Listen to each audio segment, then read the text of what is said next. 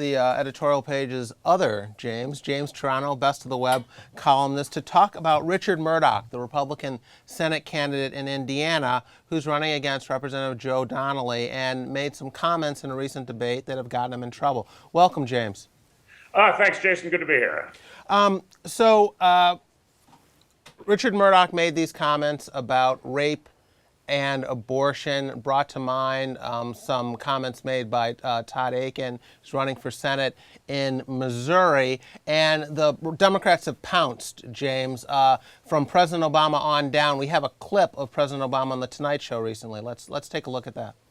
This is exactly why you don't want a bunch of politicians, mostly male, making decisions about women's health care decisions.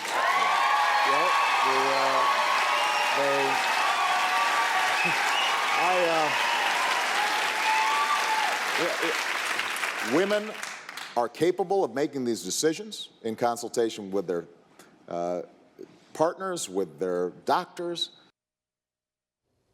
So James, you wrote a column in defense of Richard Mourdock. Why do you think what he said is in some ways defensible? Because his statement was, unlike Akin's, was completely reasonable. What happened was, in this debate, he was asked, the candidates, Murdoch and Joe Donnelly, the Democratic representative challenging him, also there was a Libertarian guy, were asked to tell their views on abortion. And Donnelly went first, and he said, I am pro-life. I believe that life begins at conception. The only exceptions are rape and incest. And then when it was Murdoch's turn, he said, I struggled with it myself for a long time, but I came to realize life is that gift from God. And I think even when life begins in that horrible situation of rape, that is something that God intended to happen. Now, that might be an impolitic thing to say, since he wasn't specifically asked about rape, he could have dodged it. But that's a perfectly defensible view for somebody who is against abortion. And in fact, I would argue it's an easier view to defend as an analytical matter than Donnelly's, which makes this exception, but then he doesn't really explain why. Okay, James, a lot of fellow Republicans did not come to Murdoch's defense. They are treating this like they did Akin to some extent, including the Republican presidential candidate Mitt Romney and Mike Pence, who's running for governor of the state of Indiana. What do you make of the Republican reaction, this type of reaction, versus what we saw with Akin? Well, Mitt Romney simply said, I don't agree with Mr. Murdoch's position, which in fact he doesn't. He's with Donnelly, the Democrat, who is against abortion but would make these exceptions.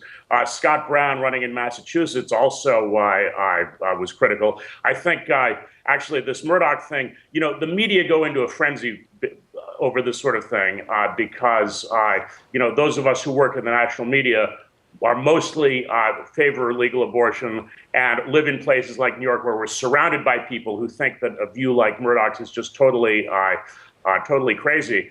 But in the Midwest, I'm not sure that it's going to hurt him that much. On the other hand, it may, by association, it may hurt candidates in more liberal states like Senator Brown and Linda McMahon in Connecticut.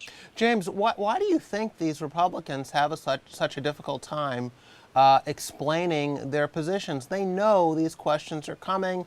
Paul Ryan got it in the vice presidential debate. Every Republican who's pro-life running for office should know this question is coming. And in the case of Akin and Mourdock, you're not talking about political neophytes here. Both guys have been in the public eye for a long time.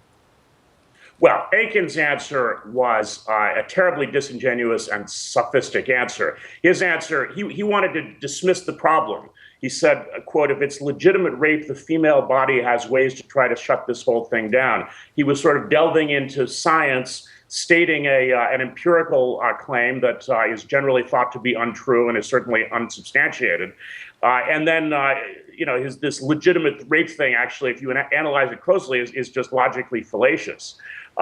Murdoch's problem is that he did explain it. I mean, it would have been more politic just to dodge that part of the question unless he was asked specifically about it.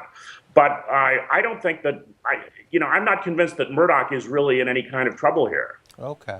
Yeah, and the polls indicate that he's got a good lead now, 4 or 5 points going into the final 2 weeks of the race. So perhaps this won't hurt him as much as Democrats are hoping.